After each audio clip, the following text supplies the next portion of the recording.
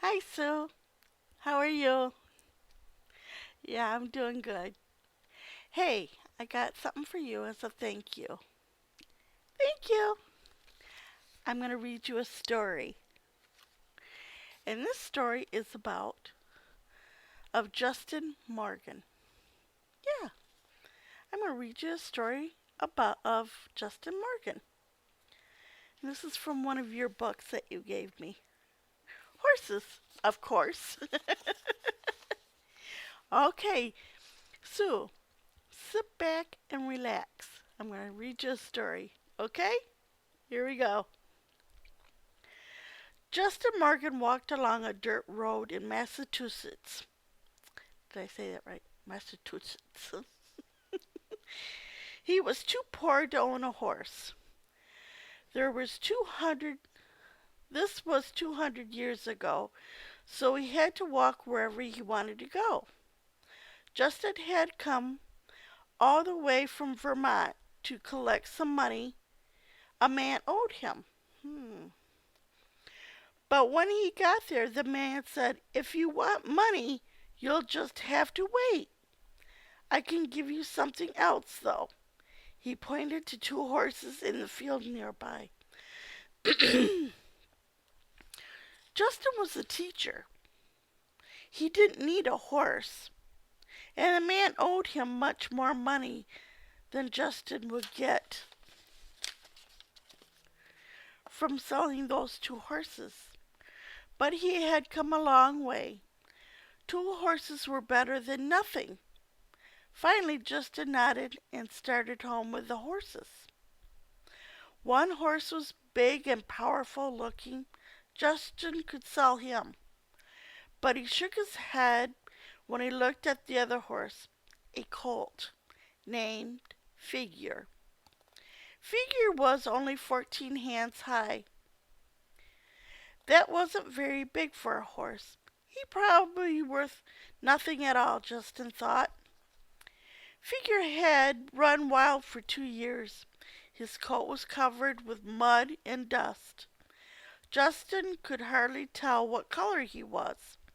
So when he reached home, Justin Morgan washed the little horse. He picked all the burrs out of his mane and tail. Then he brushed and combed him all over until the horse coat gleamed in the sun. "Why, he's handsome!" Justin's daughter Emily cried. It was true. The horse's legs and ears were shiny black. The rest of the coat was nice reddish brown. His mane and tail were thick and long. His black his back was straight and his muscles firm and strong. Figure had never been trained, but he learned quickly. Soon he was pulling a carriage and wagon. He was so gentle that the youngest child could ride him.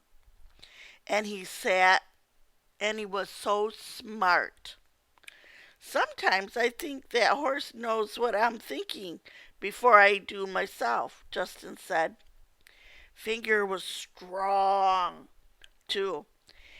He could carry a rider or pull a wagon all day and never seemed to tire.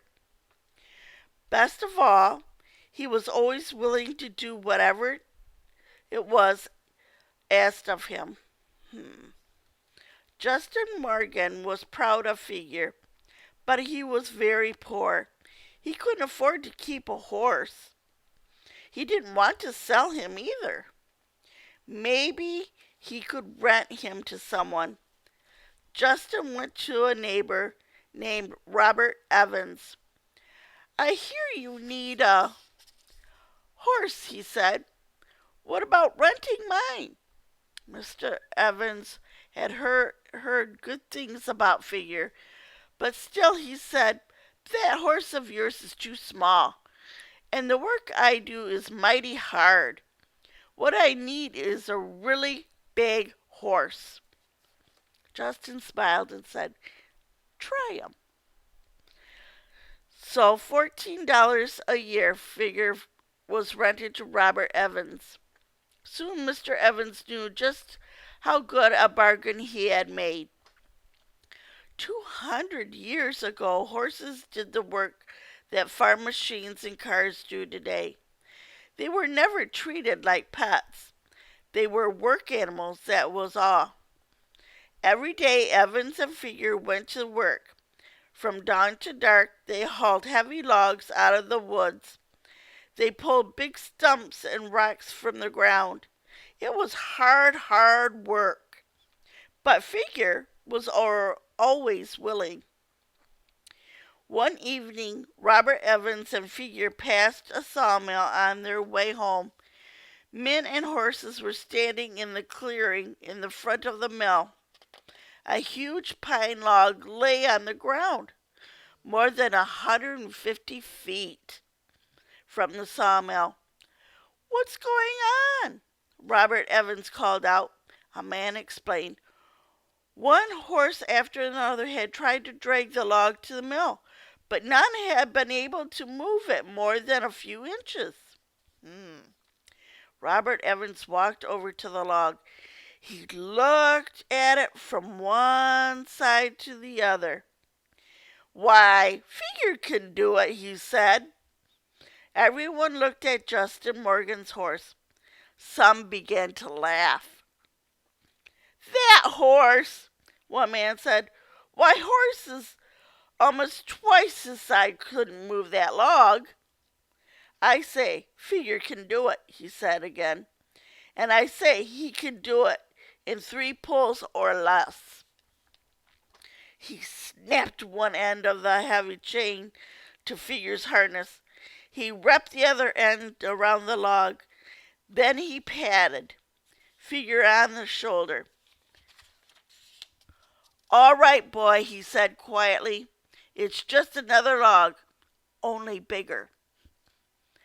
"Then get up," he cried. Figure tensed. He leaned forward, his hooves dug into the ground. Every muscle in his body strained. He was pulling as hard as he could, and nothing was happening. Then somehow he pulled just a little bit harder, and the log moved. At first only an inch, then 3 inches, then a foot. Figure dragged the log to the middle of the clearing. "Whoa, boy," Robert Evans said. For a few minutes the little horse rested. Then, "Come on," said Robert Evans. "Time to work some more." Once more Figure strained forward. Once more the log began to move, slowly and steady, right up to the mill. Everyone began to talk at once. "What a horse," one man said. "Why, that's Morgan's horse. Why, that Morgan horse is the biggest little horse I've ever saw." A few weeks later, at the end of the hard day's work, Robert Evans and Figure passed a county store where a group of men were racing their horses. "Want to try your horse, Evan?" someone called out. Robert Evans nodded. "I might." "Oh, come on," one of the men said. "I know Morgan's horse can pull logs, but his legs are too short for racing." Sounds like a test to me. "I'm sure he can do as well as the next one," Evans said. "I think I'd like to try." Figure had never been in a race. Still, he seemed to sense that something exciting was about to happen. He began to prance. Then, 1, 2, 3, go! Someone shouted. Figure took the lead right away. The race wasn't over, though. The other horses had much longer legs. Surely they would catch up before he got to the end. But Figure held the lead. He won by 4 times the length of his own body. Figure ran in many races after that, and he won most of them, too. Even thoroughbred horses, especially Bear for speed, were usually no match for the tough little Morgan horse. One day Justin Morgan went to see Robert Evans. I need money badly, he said. The $15 rent you pay for Figure each year is just not enough. I hate to do it, but I have to sell the horse. So both men watched sadly as Figure was led away. Soon after that, Justin Morgan became sick. His fever rose and his cough grew worse and worse. One day he lay in bed talking to his friend. I know I'm dying, he said, and soon no one will know that I've been alive. No one will remember my name. How wrong he was. Already many people were calling Figure by Justin Morgan's name. Before long, everyone would be thinking of the horse as Justin Morgan. People talked about the horse Justin Morgan because they noticed something very unusual. The children of Justin Morgan all looked like him. It didn't matter what the foal's mother looked like. They all had his same intellect, intelligent eyes. They all had his sturdy legs and strong muscles, and his children grew up to be like him too. They were all gentle, yet spirited, strong, fast, and eager to work. People wanted horses with these qualities, so they mated their own horses to the first Justin Morgan and then to his children and grandchildren and great grandchildren. Soon, Morgan horses were carrying the mail. They were taking Americans westward, all the way to California. They were fighting in wars and working on farms. They became fire horses and police horses and race horses and riding horses. Thousands of Morgan horses did all these things and more, and they all helped build the United States of America. Got some history there. And today, in Justin Morgan's home in the state of Vermont, there is a special farm just for breeding and raising Morgan horses. In front of the biggest barn of the farm, there is a big bronze statue of Justin Morgan, the father of the first truly American breed of horses. And that's all about Morgan horses. Morgan horses became very popular, just like Justin Morgan.